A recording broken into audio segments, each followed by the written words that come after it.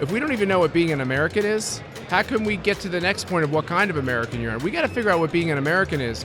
You cannot be a socialist and be an American. You cannot be a Marxist and be an American. Yes, you can be a citizen legally, but you're completely at odds with why this nation was founded.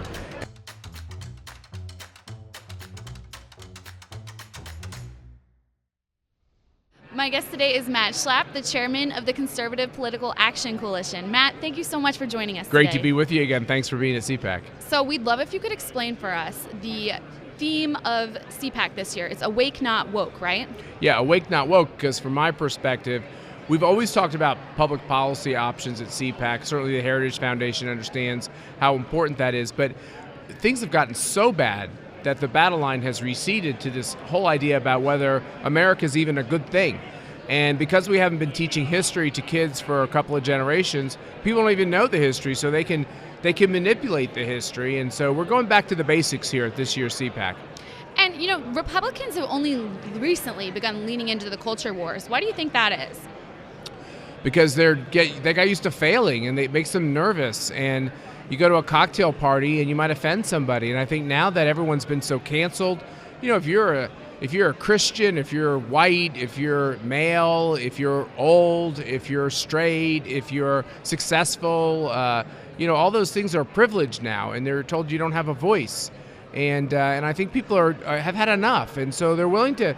You know, Michelle Tafoya was just on stage from NBC Sports. She's retired from there now, and that was her point, which is like, if I can't speak my mind and have a job at one of these companies, then I'm going to quit that job and speak my mind. And I just think there's a lot of even Republicans who tend to be more careful who want to do that now.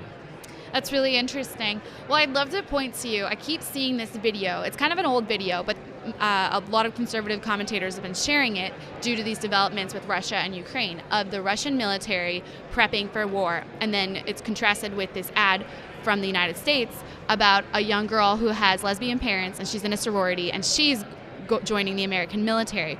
And so people keep contrasting these videos and saying, this is why Russia's not afraid to attack the United States. Do you have any thoughts on that? Yeah, I saw when these videos, that's not the only video. There's a whole series of these that they produced with our money, our taxpayer money. And I remember people on Twitter and social media saying, we're so going to lose the next war.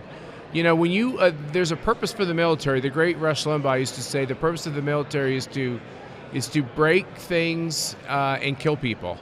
And that's right. That's what they're intended to do. Now, we can quibble over when it should be used or not, those are good arguments to have, but that is the purpose.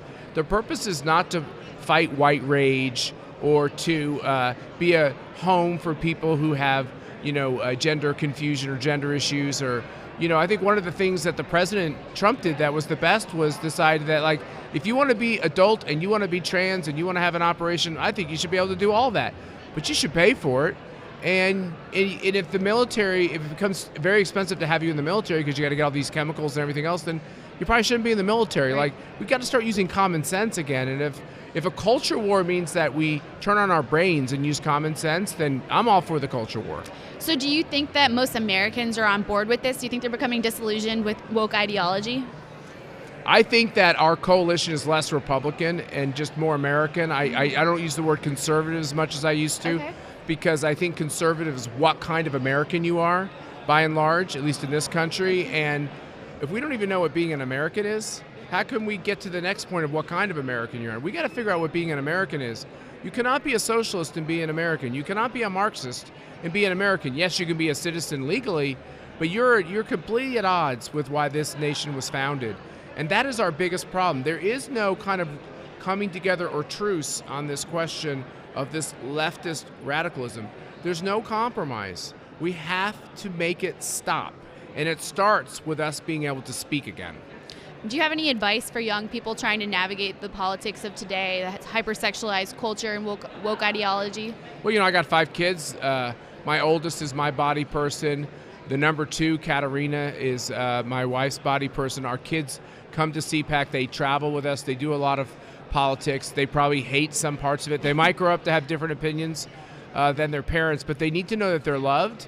They need to know that they should respect themselves. They need to know that their First Amendment rights to get involved in politics should not be abridged. They need to have confidence to stand up against woke. And what I've noticed with my kids and with their friends, it's really hard when you're young to stand up against woke. It's really hard to stand up against woke when you're in the prime of your career and you're going to lose it. It's really hard to stand up against woke when they can cancel you or they can hurt you.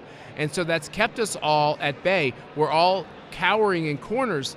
What if we all, it's kind of like when the hostage takes over the plane.